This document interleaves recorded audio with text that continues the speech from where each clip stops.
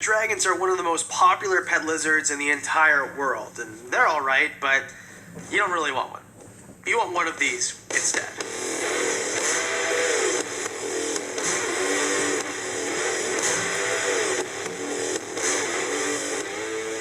Okay, you're gonna figure it out anyway. Like, I actually love bearded dragons and they're awesome pets, but everybody has one. Everybody has one. So I understand why you'd want something that is a little bit different. Maybe you're a reptile hipster. You want something before it's cool, you know? There is nothing wrong with that at all. So today, let's go over 5 species that are very similar to bearded dragons. Similar diet or similar requirements, similar size, whatever. They're all drier, diurnal type species of similar sizes, so let's just get right into it. Number 5, pretty obvious, Uromastyx. Now there's a bunch of different ones, so you can get one that is the same or similar size to bearded dragons, or you can get one that's smaller, or you can get one that's more colorful, or you can get one that is way bigger.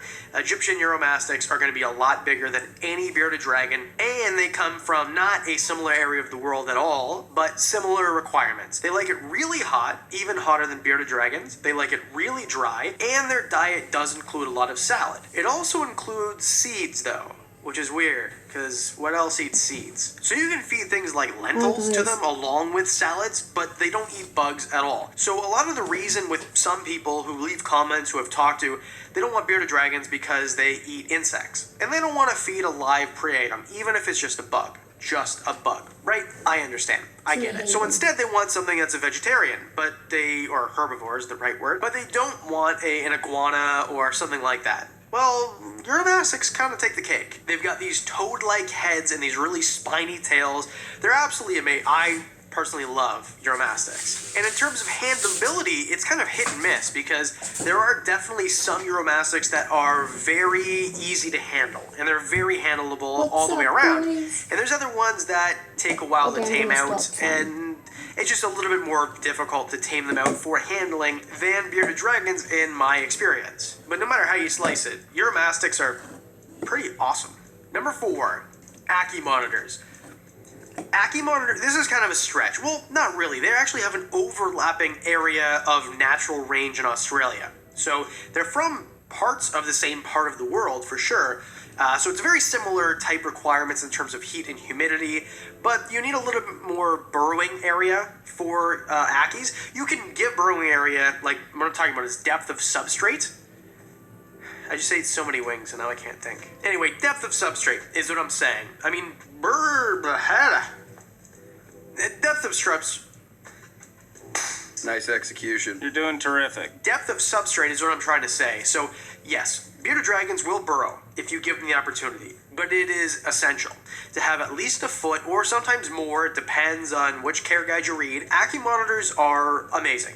I love them. I got turned on to them a few years ago and finally found one of my own. This is Susan. So maybe not the easiest to keep. They do get a similar size, but I think that the diet is a little bit easier because they're insectivores. They'll eat things like Pinky sometimes, which bearded dragons will also, but it's very similar-ish, kind of. But they're different, and monitors are cool. I mean, there's no denying. Monitors are cool, and this is a smaller species.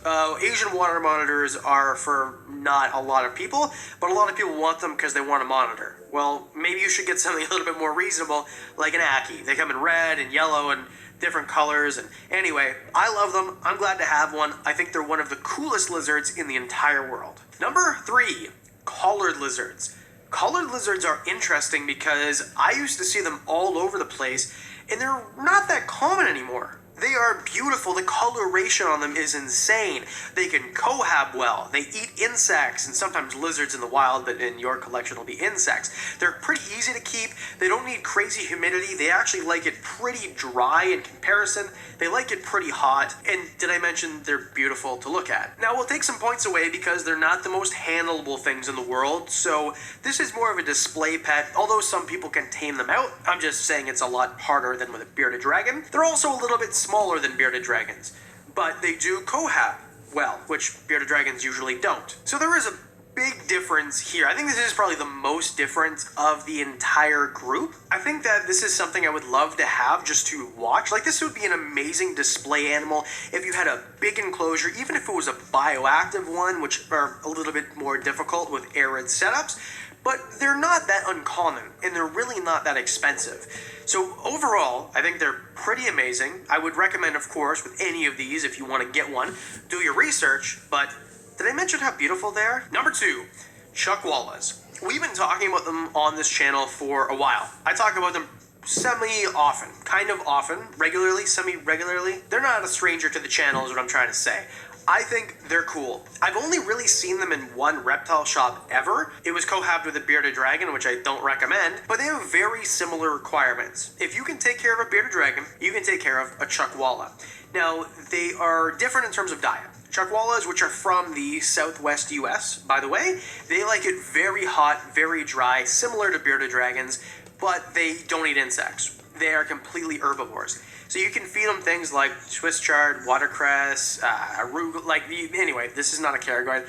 They're easy to take care of, and I prefer animals that eat herbivorous, or at least partly herbivore diets, because grow it in your garden or go to the supermarket and throw it in there and that's it. But better than the other southwest of the US type animals and the collared lizards, they're better at handling, by far. These things are super calm, cool, collected most of the time. Each is an individual, of course, because I know I always get the comment, you said they were easy to take care of, but my mom's brother's dog's pet chuckwalla. Yeah, I know. Certain ones might be flighty, but not all of them. And they're beautiful to look at. Sure, they're not going to move a ton in the enclosure. They're pretty lazy, but they do a lot of them anyway. There's different locales, but some of them with the very dark and red back and just their face, I think they look super unique.